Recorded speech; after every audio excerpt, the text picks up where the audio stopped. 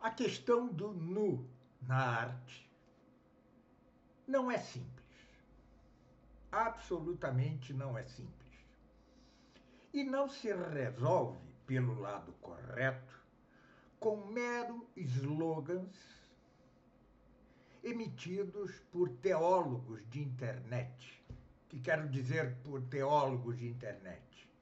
Pseudo-teólogos que intervêm na internet com meia dúzia de ideias já pré-concebidas e pensam assim defender a fé, a religião, a moral, senão que fazem o exato contrário. Lançam a fé ao escárnio dos ímpios.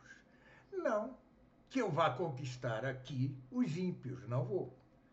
Mas vou dar-lhes trabalho para responder. Pois bem, a questão do nu na arte pode tratar-se por dois ângulos. Um é o ângulo da mera razão natural. Por este ângulo, já o tratei profundamente no livro da Arte do Belo, no meu livro da Arte do Belo. Deixarei aqui um link para quem o queira adquirir. E o outro é do ângulo da moral, ou antes, da teologia moral. Vou tentar tratá-los destes dois ângulos aqui. Tá? E concluirei mostrando que há nu e nu. Vamos lá. Tomemos, para que se entenda bem, um exemplo hipotético. Uma película, um filme, ou um quadro, uma pintura, que tenha na mente de seu autor um fim moral.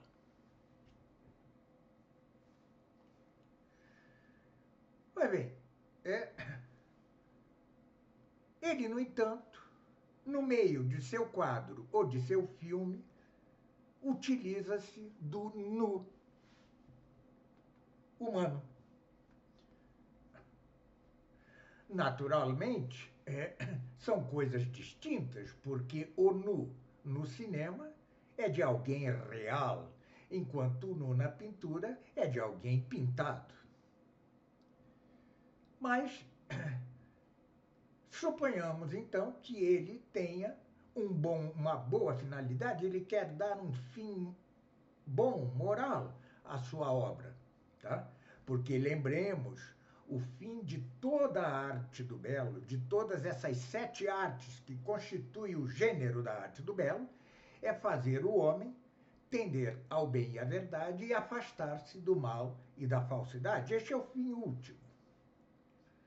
Claro, o fim último dos últimos é Deus mesmo, mas, ainda sem considerar a questão de Deus, este é o fim último das artes do belo, do gênero da arte do belo. Porém, esta obra, ou seja, este filme ou este quadro, se malograrão quanto a seu fim. Por quê?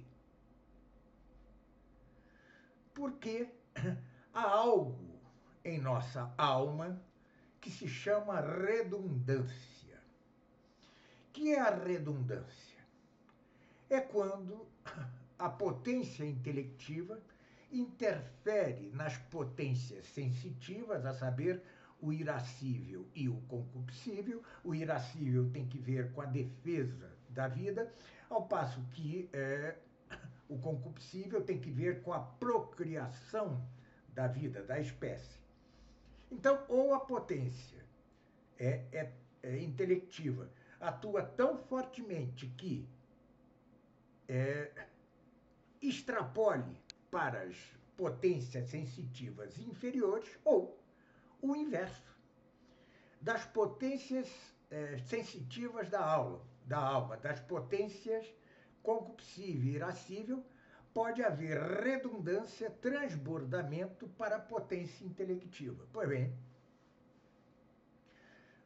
Este fim que eu dei da arte do belo, fazer o homem propender ao bem e à verdade, se faz mediante aquilo que Aristóteles chamava a catarse.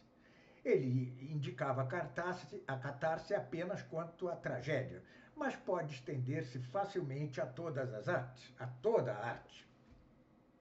A catarse é uma purificação dos sentimentos que permite, ao fim, que a inteligência atue sem redundância dos sentimentos ou emoções sobre a inteligência. Mas é óbvio que se pinta um nu sensual, ainda que o fim do quadro seja moral, ou se mostra ao vivo uma pessoa nua no cinema, ainda que o fim moral do filme seja bom, é óbvio que haverá redundância, transbordamento da parte concupiscível para o intelecto. E a catarse não se dará. Ou seja, não haverá purgação das emoções, dos sentimentos, de modo que a inteligência possa atuar mais livremente e tender ao bem e à verdade. E afastar-se do mal e da falsidade. Quanto ao cinema, é claro, isto supõe algo que só se entende no âmbito da teologia. Uma coisa era o nu antes do pecado original, outra coisa é o nu depois do pecado original. O nu depois do pecado original, se ao vivo ou se mostrado numa pintura ou numa escultura sensualmente, ele desperta sim a concupiscência. Não venham dizer-me, senhores angélicos, que não o fazem com os senhores. Faz sim, senhor. Faz isto com toda e qualquer pessoa ou com quase toda e qualquer pessoa. Pois bem, isto está suposto, é óbvio. Mas o fato é que, do ângulo mesmo da razão, esta obra que apresenta o nu, ou um nu verdadeiro humano, ou um nu sensual na pintura,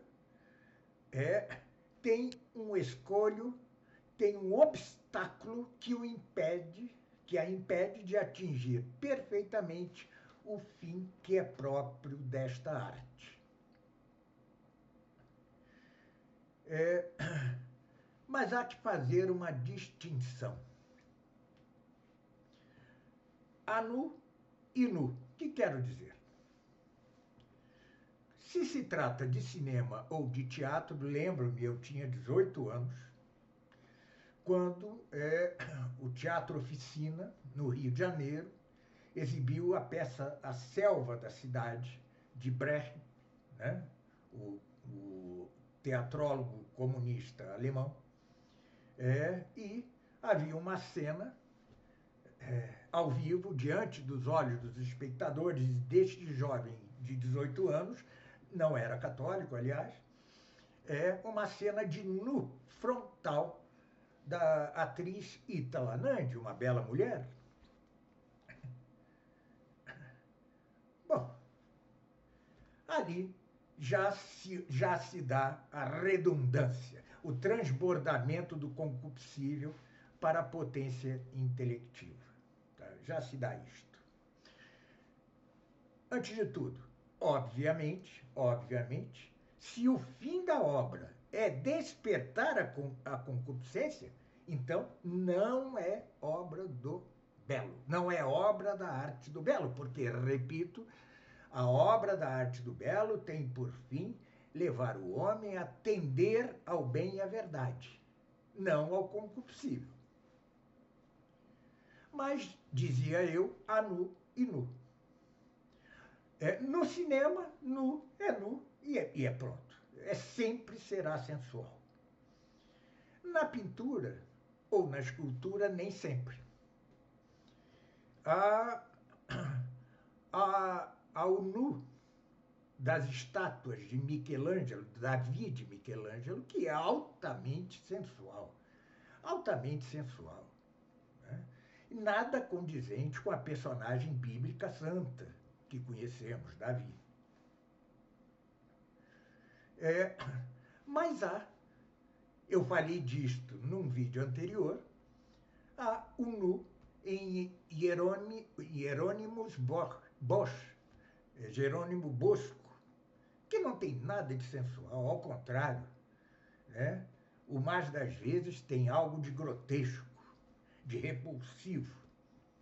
Ou então, o nu dramático do quadro maravilhoso de Rubens, né? A queda dos condenados no inferno. Estão todos nus, ali caindo no inferno. Este nu nada tem de sensual. Absolutamente ele é feito exatamente para não despertar a concupiscência. Só um grande artista é capaz de fazê-lo, né? Então não é bom arriscar, porque nas mãos de um artista inepto, ainda que ele tentasse fazer um nu não sensual, ele poderia acabar fazendo um nu sensual. Então, pelo ângulo mesmo da razão, da ética racional natural, não é conveniente o nu na arte. A não ser nesses casos extraordinários em que um grande artista consegue fazer nus que ou repugnem ou sejam indiferentes à nossa concupiscência. Do ângulo teológico, é óbvio que este nu é condenado prontamente, porque do ângulo teológico, do ângulo da fé, é um pecado, é o pecado contra a castidade. Isto é óbvio. Mas ainda assim, permanece esta distinção entre nu e nu. Tanto é assim que os quadros de Hieronymus Bosch estavam expostos em igrejas. Depois, com a perseguição na Holanda, né, nos Países Baixos, depois com a perseguição dos protestantes, né, eles sumiram das igrejas, os protestantes queimaram a maioria das obras de Bosch, e o de Rubens está numa igreja. Né? A igreja não foi refratária a isto, embora ela impedisse que se pusesse, por exemplo, dentro da igreja um quadro em que mostrasse Maria em posição vulgar, né? Por exemplo, mesmo morta em posição vulgar, como é o caso de uma pintura de Caravaggio, que foi impedida de ser usada na igreja. Né? Na igreja. Então, é isto. Há nu e nu, mas a grande maioria dos nus prejudicam a obra de arte do ângulo mesmo da razão natural, enquanto é condenado pela fé e pela teologia, que é a ciência cujos princípios são os artigos de fé. Então, é preciso fazer perfeitamente esta distinção. No cinema, sempre é ruim e faz malograr a obra, ainda que o fim da obra seja bom. Na pintura ou na escultura, ou na dança, não, a dança entra no caso do cinema, é ao vivo. Né? Eu vi um filme de Carlos Saura, eu estava gostando muito, ele filma balé flamenco, né?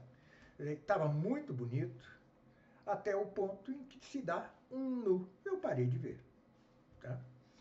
Parei de ver. Um nu frontal, escandaloso, tá? Desnecessário para a obra, absolutamente desnecessário, forçado, né? e prejudica a obra de todos os ângulos pelos quais se queira ver. Então, tanto na dança como no cinema ou no teatro, né, o nu é nefasto totalmente, completamente. Na pintura e na arquitetura, depende. Ou se trata de um nu sensual, ou se trata de um nu não sensual. Os poucos casos em que o autor, por sua mestria, consegue fazer um nu sensual são extraordinários, no duplo sentido, são otimamente conseguidos e são poucos os casos, né? Pouquíssimos os casos. Não vou entrar em questões de censura ou nada assim, tá certo? Nem hoje a hierarquia da igreja quer censurar nada, o que é um absurdo, nem a menor possibilidade de que se venha a sociedade a voltar aos princípios morais cristãos básicos, né? Não há, hoje eu não vejo a menor luz no fim do túnel. Então não vou eu aqui defender nada disso, não estou defendendo a censura. Estou apenas dizendo que, tanto do ângulo da razão como do ângulo da fé, o nu é quase sempre um mal e faz malograr mesmo as obras que tenham um fim bom. Muito obrigado pela atenção e só um aviso, gravarei na quarta-feira próxima um vídeo para outra série, a de crítica filosófica e teológica, sobre a Terra plana, ou de como lançar a fé ao escárnio dos ímpios. Na quarta-feira irá este vídeo ao ar e espero, uma vez mais, sua assistência. Muito obrigado pela atenção e até lá!